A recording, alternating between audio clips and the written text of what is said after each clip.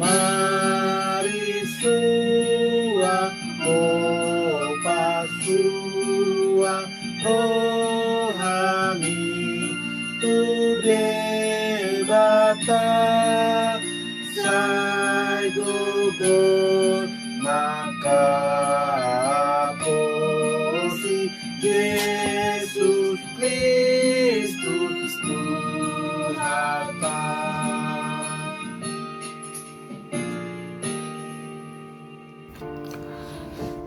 Kasih karunia dan damai sejahtera dari Allah Bapa kita dan dari Tuhan Yesus Kristus menyertaimu.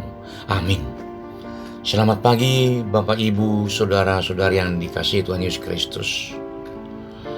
Untuk menuntun hidup kita hari ini, Jumat tanggal 28 November 2025, sebagaimana biasanya kita diajak untuk tetap memelihara relasi dan komunikasi kepada Tuhan di dalam doa dan berkenan mendengarkan firman-Nya.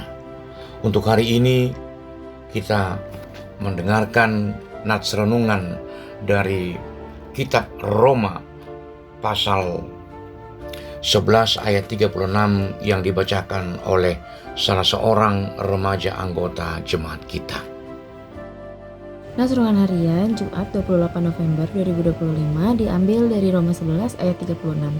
Dalam bahasa Indonesia dikatakan, sebab segala sesuatu adalah dari Dia dan oleh Dia dan kepada Dia. Bagi Dialah kemuliaan sampai selama-lamanya.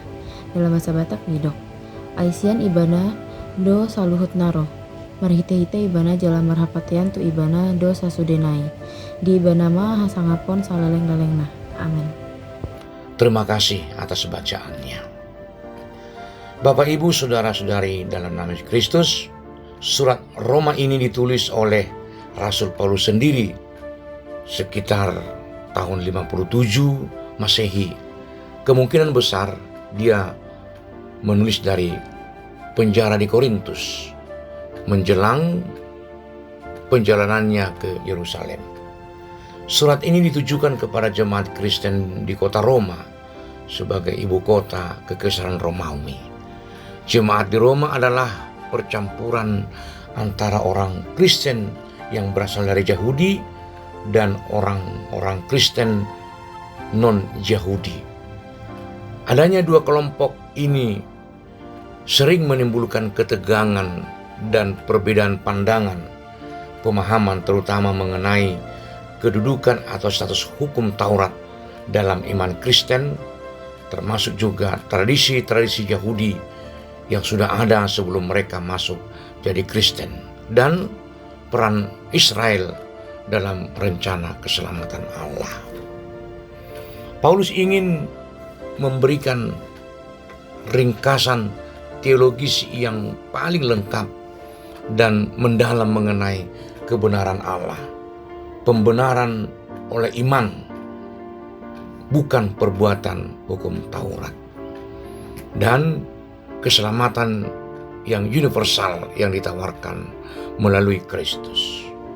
Surat ini bertujuan untuk menyatukan kembali jemaat dengan menegaskan bahwa baik Yahudi maupun non-Yahudi telah berdosa dan diselamatkan hanya oleh kasih karunia melalui iman kepada Yesus Kristus. Dapat kita baca dalam Roma 3 ayat 23 sampai 24. Dengan demikian, tidak ada alasan bagi salah satu kelompok untuk merasa lebih unggul dari yang lain.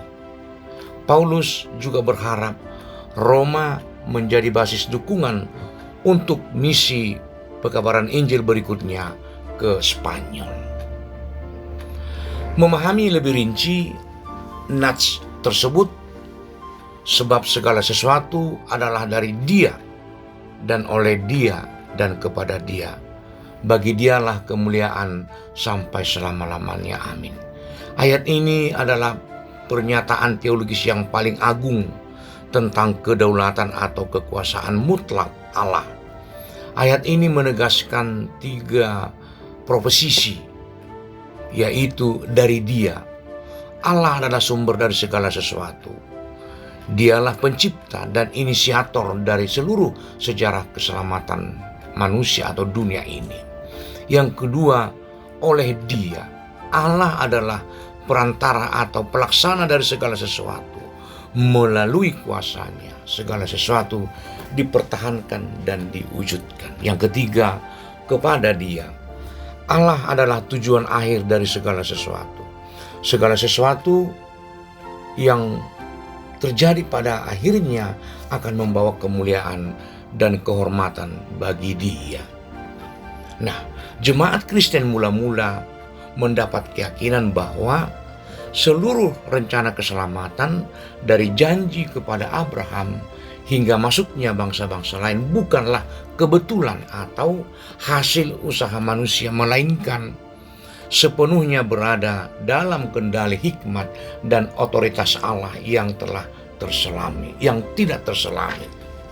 Hal ini menguatkan, meneguhkan iman orang Kristen di Roma dan sepanjang sejarah kehidupan manusia di tengah penganiayaan dan perselisihan internal. Bapak, Ibu, saudara-saudari yang dikasihi Tuhan Yesus Kristus, ayat ini tentunya kita renungkan dan kita mendapat panggilan untuk mengembalikan proporsi pemahaman kita tentang teosentris, pemahaman tentang teosentris di mana Allah adalah pusat dari segalanya. Hal ini boleh kita lihat dalam kehidupan kita secara praktis. Misalnya mengakui bahwa talenta, kesehatan, dan keberhasilan kita adalah karunia dari Allah, bukan semata hasil kerja keras kita. Mengandalkan kekuatan dan bimbingan Allah saat menghadapi tantangan, misalnya stres karena pekerjaan atau penyakit yang tidak kunjung sembuh, atau mungkin konflik keluarga, masalah keuangan. Ini mengajak kita untuk percaya bahwa Dia sedang bekerja melalui situasi yang kita alami tersebut.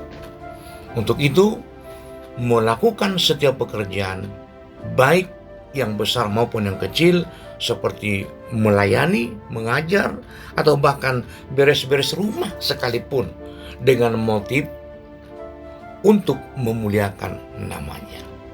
Contoh praktis yang lain juga, ketika seseorang atau seorang pengusaha Kristen sukses, ia tidak sekedar bangga pada diri sendiri, tetapi berkata, bisnis ini dari Tuhan, saya jalankan oleh pimpinannya dan tujuannya adalah untuk memuliakannya melalui kejujuran dan pelayanan kepada sesama. Dengan melakukan itu, sebagai orang Kristen dia bersuka cita, bergembira melalui dia, melalui kesibukannya, melalui pekerjaannya, Tuhan menyatakan kuasanya.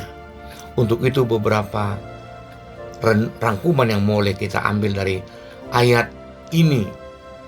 Misalnya, ingatlah bahwa Tuhan adalah Alfa dan Omega dari hidup kita. Dialah yang awal dan yang akhir.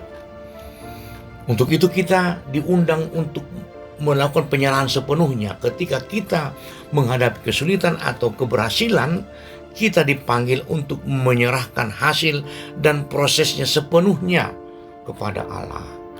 Karena Dialah sumber, pelaksana, dan tujuan dari segalanya.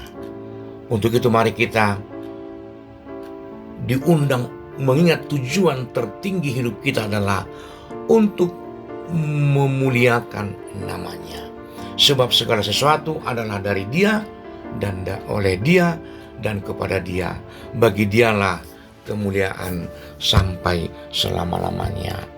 Amin, kita berdoa. Allah Bapa Surgawi yang kami sembah, yang kami taati, di dalam nama Yesus Kristus kami bersyukur Tuhan atas firman-Mu, mengingatkan kami betapa Engkau mengajarkan kami tentang motivasi, tujuan, dan cara kami bekerja kiranya sesuai dengan kehendak-Mu.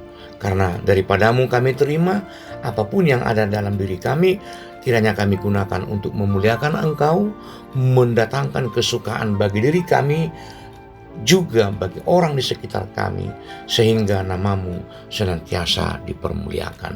Dalam nama Yesus Kristus kami berdoa padamu Tuhan. Amin.